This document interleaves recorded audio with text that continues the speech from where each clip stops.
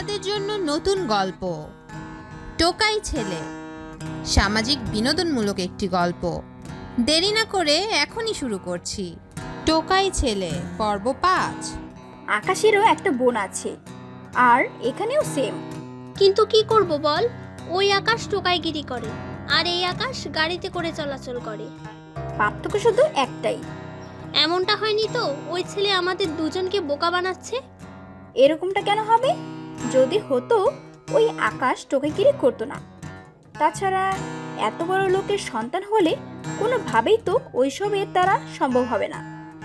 তাও হয়, কিন্তু একই ব্যক্তির চেহারা দুজনের হয় কি করে? তবে একজন হ্যান্ডসাম আর স্টাইলিশ, আর আরেকজন তো ছেঁড়া প্যান্ট পরে আসে। ঠিক তাই। এইদিকে লন্ডনের কাজ শেষ করে আকাশ ওদের বাড়িতে চলে আসে। এভাবে আকাশ ইরাদের অফিসে প্রায় 4 মাস চাকরি করে। এদিকে কিছুক্ষণ পর আকাশ, তোমাকে কিছু কথা বলার ছিল। কি কথা স্যার? তোমাকে চাকরিটা ছেড়ে দিতে হবে মনে হচ্ছে। কেন, কি হয়েছে স্যার? আমার ব্যবসায় লস হয়েছে অনেক, তাই কোম্পানি আমি বিক্রি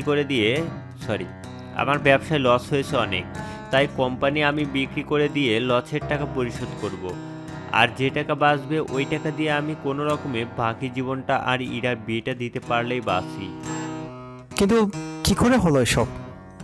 আমাদের যে জাহাজটা আসার কথা ছিল ওইটা সমুদ্রের মাঝখানে ডুবে গিয়েছে, আর এতে করে আমার 200 কোটি টাকা লস। এখন এই কোম্পানি আর আমার যাবতীয় বাকি জমি সম্পত্তি বিক্রি করলে হয়তো আমি টাকা পরিশোধ করতে পারবো। ঠিক আছে স্যার, আমি কাল থেকে তাহলে নতুন কিছু খুঁজব। ঠিক আছে, তাই করিও। এইদিকে ইরার বাবার এরকম অবস্থা দেখে আকাশের খারাপই লাগছে। ওইদিকে পরের দিন ইরা ও নদী লন্ডন থেকে দেশে ফিরে। কেননা ইরা ওর বাবার এত বড় লসের কথা শুনে অনেক কষ্ট পায়। এইদিকে 2 দিন পর ইরাদের সবকিছু নিলামে উঠানো হয়। কিছুক্ষণ পর ওদের বাড়িটা বাদে বাকি সবকিছু নিলামে উঠানো হয়। বাকি সবকিছু মিলিয়ে 200 কোটি 50 লক্ষ টাকা সবকিছু বিক্রি হয়ে যায়। ইরা তার বাবাকে ধরে কান্না করতে থাকে। কি থেকে কি হয়ে গেল? আমিও তো তাই ভাবছি, কি থেকে কি হয়ে গেল। এখন যাই হয়েছে কিছু করার নেই। বাকি যে 2 কোটি টাকা থাকবে তা দিয়ে তোর বিয়েটা আর আমার বাকি জীবনটা কাটাইয়ে দিতে পারলেই হবে। সবকিছু একজনের নামে রেজিস্ট্রি করে দেওয়া হয়। তবে যার নামে এই সব কিছু দেওয়া হয় তার পরিচয় আপনারা পরে জানতে পারবেন।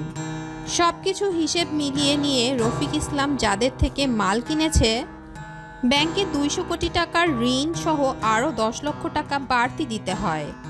এইদিকে ওনারা বাড়ির ভিতরে চলে আসে। এখন কি হবে তোর? ভেবেছিলাম তোকে অনেক ভালোভাবে আমি বিদায় দিব, কিন্তু এখন তো এই বাড়িটার 40 লক্ষ টাকাই আমাদের কাছে আছে। এখন কি করবে বাবা?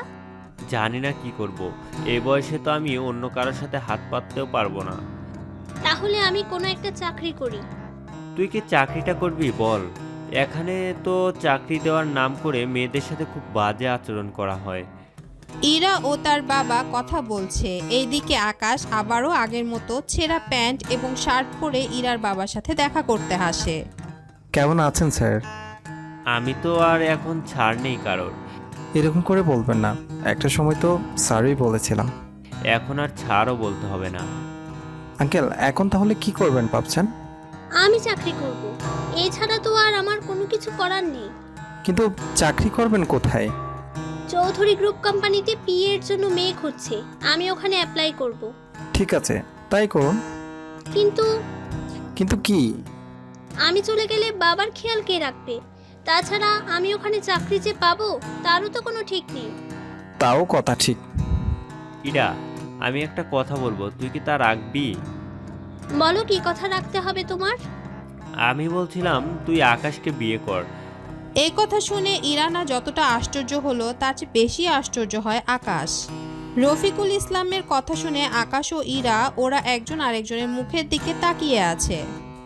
আঙ্কেল, কি বলছেন? আমার মতো একজন টোকাইয়ের কাছে আপনার মেয়েকে তুলে দিবেন? তুমি আমার সাথে কাজ করছো 4 মাস ধরে। এই সময়ে খুব ভালো করে তোমাকে জানতে পেরেছি। আর কথাগুলো শুনে যদি ওদের থেকে মাল না আনতাম তাহলে আজকে এই পরিস্থিতি হতো না। তাছাড়া ইরা, আকাশ তুই ভালো ছেলে। তাছাড়া বিয়ের পর আকাশ এই বাড়িতে থাকবে। আব্বু তুমি যখন বলছো তখন আমি রাজি। আকাশ তুমি রাজি তো? আমিও রাজি। পরের দিন আকাশ ও ইরার বিয়ে দেওয়া হলো। বাসর ঘরে আকাশ ও ইরা বসে আছে। আকাশ রুমে আসলে ইরা দাঁড়িয়ে পা ছুঁয়ে সালাম করে। ইরা কিছু একটা বলতে যাবে তার আগেই আকাশ বলে, আমি জানি আপনি কি বলতে চান। আমাদের বিয়েটা তাড়াতাড়ি হওয়ার জন্য আপনি এখনো আমাকে স্বামী হিসাবে মেনে নিতে পারবেন না। ঠিক তাই, তবে চিন্তা করবেন না, আমি আপনাকে এতটুকু অবহেলা করব না। শুধু এটাই বলবো, যতদিন না আমি আপনাকে মন থেকে ভালোবাসতে পারবো আর স্বামী হিসেবে না মানবো, ততদিন আপনি স্বামীর অধিকার আমার উপরে ফলাবেন না। আকাশ ব্যাপারটা স্বাভাবিকই নিল, কেননা আকাশ জানে এমন কিছুই হবে। তবুও রাজি হয়ে গেল। আকাশ নিজেও চায় ইরা ওকে সবটা দিয়ে ভালোবাসুক, যে ভালোবাসায় কোনো জোর জবরদস্তি থাকবে না বা কোনো ছলনা। এদিকে 7 দিন কেটে যায়। আকাশ এখনও টোকাইগিরি করতে থাকে। পরের দিন যখন আকাশ বাড়িতে আসে, তোমাকে কিছু কথা বলবো, রাগ করবে না তো? কি কথা? তুমি টোকাইগিরি করো, এটা আমার থেকে খারাপ লাগে। তাছাড়া আমি বাসায় একা একা থাকি, বাবাও তেমন একটু ভালো আছে। তাছাড়া আমি একজন কাজের লোক রেখেছি যে বাবার খেয়াল রাখবে। আমি চাই কাজ করব আমি। কিন্তু তুমি কি কাজ করবে? তুমি চিন্তা করো না, আমি যে কাজই করি না কেন কখনো বস বা কালিগের সাথে ওই রকম সম্পর্কে লিপ্ত হব না। ছি ছি, আমি ওসব বলিনি। আমি জানি তোমার রাতে ঘুমাতে কষ্ট হয়, একটা মেয়েকে পাশে রেখে টাচ করা ছাড়া ঘুমাচ্ছ, এতে অনেক কষ্ট হয় তোমার, আমি তা জানি। তবে চিন্তা করো না, আমি চাকরি পেলে দুজনে আবার ফুলশয্যা থেকে সবকিছু শুরু করব। ঠিক আছে, তুমি যেভাবে বলবে। ইরা দেখতে দেখতে চাকরি পেয়ে যায় চৌধুরী কোম্পানিতে। এদিকে ইরার বেশিরভাগ সময় অফিসে থাকে, তাই আকাশের জন্য সুবিধা হয়। এইদিকে আকাশ বাড়িতে আসে। আকাশ যে বিয়ে করেছে তা কেউই এখনো জানে না। বাড়িতে ফিরে আকাশ ওর বাবা মা বোনকে ডেকে ওর রুমে আনে। সবাই রুমে এসে বলে, কি ব্যাপার, তুই এইভাবে সবাইকে ডেকে এখানে এনেছিস কেন? মা, তোমাদের একটা কথা বলার ছিল, তবে কিভাবে বলবো বুঝতে পারছি না। যদি সবটা শুনে তোমরা আমাকে ভুল বুঝো। ছেলে যতই খারাপ কাজ করুক না কেন, কোনো বাবা মাই তাকে ভুল বুঝে না। এখন বল কি হয়েছে? বাবা, আমি বিয়ে করে ফেলেছি, 10 দিনের মতো হবে। এই কথা শুনে সবাই আশ্চর্য হয়। আকাশ তো ভেবেছিল ওর বাবা মা কিছুটা অভিমান করবে, কিন্তু ওনারা কোনো অভিমানই না করে বলে, বিয়ে করছিস ভালো কথা, তা বৌমাকে বাড়িতে নিয়ে কেন আসলি না? সে অনেক কাহিনী, আগে তোমাদের সব কথা বলি, তারপর না হয় তোমরা ডিসিশন নিও আমার কি করা উচিত। ঠিক আছে ভাইয়া, তুই তাহলে বলতে শুরু কর। এরপর আকাশ সবটা বলতে থাকে। সবটা শুনে ওনারা কি বলবে কিছু বুঝতে পারছে না। তবে আকাশ যা করেছে ওনাদের সবার কাছে ব্যাপারটা ঠিকই লেগেছে। কিছুক্ষণ পর, ভাইয়া, ভাইয়া, এই ভাইয়া, কি হয়েছে বলো? বলছিলাম কি, আমাদের একটা কথা রাখবি? কি কথা বলো তো শুনি। ভাবি তো আমাদের অফিসে কাজ করে, এখন আমাদের অফিসের যদি কোনো লোক ভাবির সাথে। পর্বটি কেমন লেগেছে কমেন্ট করে জানাতে ভুলবেন না। দেখা হচ্ছে নতুন পর্বে, ততক্ষণের জন্য বিদায়।